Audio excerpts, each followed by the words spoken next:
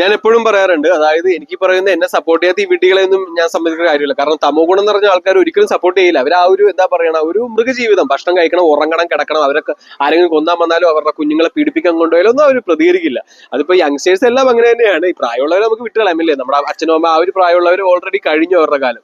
പക്ഷെ ഇനി വരാൻ പോകുന്ന കാലത്തും ഇങ്ങനെ മിണ്ടായിരിക്കുന്ന ഈ ഒരു അടിമകളാ അങ്ങനെ തന്നെ കൊണ്ടുപോകും. അപ്പൊ ആ ഒരു അടിമകളുടെ സപ്പോർട്ട് എന്തായാലും എനിക്ക് വേണ്ട. അതോടൊപ്പം തന്നെ പണത്തിന് വേണ്ടി കുറെ ഈ കള്ളത്തരങ്ങൾ വിൽക്കുന്ന ബിസിനസ് ആൾക്കാരാണെങ്കിലും ഈ പറയുന്ന സിനിമാ നടന്മാർ വിഡിത്തരങ്ങൾ കാണിച്ച് ഹീറോ ആവുന്ന സിനിമാ നടന്മാരും ഇവരാരും എനിക്ക് വേണ്ട. പക്ഷേ 5% ആൾക്കാർ എന്റെ അടുത്തേക്ക് വരുമെന്ന് ഞാൻ പറഞ്ഞിരുന്നു. അത് വേറൊന്നുമല്ല, എന്നെ ഇതുപോലെ കൊണ്ടുപോയി കാലം. അതായത് ഞാനിങ്ങനെ ബിസിനസ്സും പണം എന്നൊക്കെ പറഞ്ഞു നടന്നപ്പോ എന്നെ 2025 ആയപ്പോ നേരെ ഈ പറയുന്ന യോഗ, ഈ പറയുന്ന മെഡിറ്റേഷൻ അതിലേക്ക് എന്നെ എത്തിച്ചു. അതോടൊപ്പം തന്നെ അവസാനം ഡിസംബർ 31 ഞാൻ ഇറങ്ങി വന്നത് വേൾഡ് കമ്മ്യൂണിറ്റി സർവീസ് സെന്ററിൽ നിന്നാണ്. അതായത് ഈ പറയുന്ന world health organisation, world economic forum എന്നുള്ള ആ ഒരു വേൾഡ് ആയിട്ട് നിൽക്കുന്ന കാര്യം പോലെ തന്നെ വേൾഡ് കമ്മ്യൂണിറ്റി സർവീസ് സെന്റർ, അതായത് വേറൊന്നുമല്ല, അത് നമ്മുടെ ആലിയാറുള്ള ആ ഒരു സിംപ്ലിഫൈഡ് കുടിൽ യോഗ, കായികൽപ്പ യോഗയുടെ റിസർച്ച് സെന്റർ ആണ്.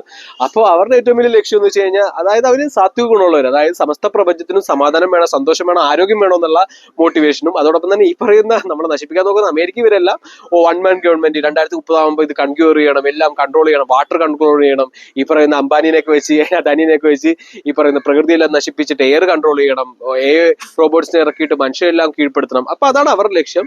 ഈ വേൾഡ് കമ്മ്യൂണിറ്റി സെന്ററിന്റെ ലക്ഷ്യം സമസ്ത പ്രപഞ്ചത്തിനും സന്തോഷം, സമാധാനം, ആരോഗ്യം ലഭിക്കണം. അപ്പോൾ എന്താണ്, ഞാൻ ഈ 5% എന്റെ അടുത്തേക്ക് വരും എന്നുള്ള ധൈര്യം എന്നെ അവർ അങ്ങോട്ട് എത്തിച്ചു. അതായത് ഇതെന്റെ അക്കാഡമിക്കലായിട്ടുള്ള സർട്ടിഫിക്കറ്റ് ഉള്ള സ്ഥലമാണ്. അതായത് എങ്ങനെ വന്നാലും ഒരു 10-60-70 സർട്ടിഫിക്കറ്റിലുണ്ട് എന്റെ എക്സ്പീരിയൻസ് വെച്ച് എല്ലാം വെച്ചിട്ട്. പക്ഷെ ഇതിൽ എന്റെ ജീവിതത്തിൽ എന്റെ ജീവിതം സക്സസ് ആക്കിയത് വേറെ ഒരു 10 സർട്ടിഫിക്കറ്റ് ഉണ്ടാവും. അതായത് ഒരു 7 യോഗ സർട്ടിഫിക്കറ്റും പിന്നെ ഒരു 4 ബിസിനസിന്റെ സർട്ടിഫിക്കറ്റും.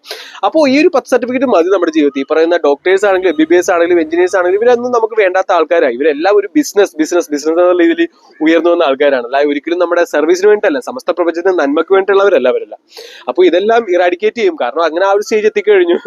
അതോടൊപ്പം തന്നെ TV, സിനിമ, സീരിയൽ ഇതെല്ലാം നമ്മളിങ്ങനെ തിരിച്ചുകൊണ്ടിരിക്കും, നമ്മളെ യഥാർത്ഥ ജീവിതത്തിൽ നിന്ന് മാറിക്കൊണ്ടിരിക്കും.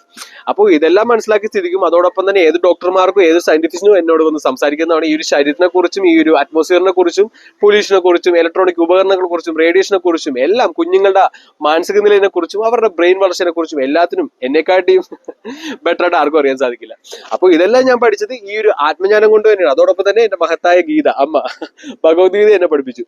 അപ്പോൾ ഇതെല്ലാം കൊണ്ടാണ് ഞാനിപ്പോ നിങ്ങളുടെ മുമ്പിൽ ഈ വന്ന് നിൽക്കുന്നതും. ഈ ഒരു കോൺഫിഡൻസ്, ഈ അപ്പൂമാരായ എല്ലുപിടി കേസുകളെല്ലാം കഴുകിക്കളയണം. കാരണം ഇപ്പോ മതവിദ്വേഷമാണ്. ഇപ്പൊ വെള്ളാപ്പള്ളി എല്ലാം പറഞ്ഞു അല്ലെ, വെള്ളാപ്പള്ളി എല്ലാം ജാതി മുസ്ലിംസ് എന്നൊക്കെ പറഞ്ഞിങ്ങനെ പറഞ്ഞുകൊണ്ടിരിക്കും. അപ്പൊ റിപ്പോർട്ടർ ചാനൽ, ഈ പറയുന്ന മീഡിയസ് എല്ലാം മനുഷ്യരുടെ ഉള്ളിലേക്ക് ആ ഒരു വിഷം കുത്തിക്കയറ്റും. അങ്ങനെ മതവിദ്വേഷം എല്ലാം ഇങ്ങനെ അവർ കൂട്ടിക്കൊണ്ടിരിക്കണം. യാഥാർത്ഥ്യമുള്ള കാര്യം അവർ അറിയുന്നില്ല.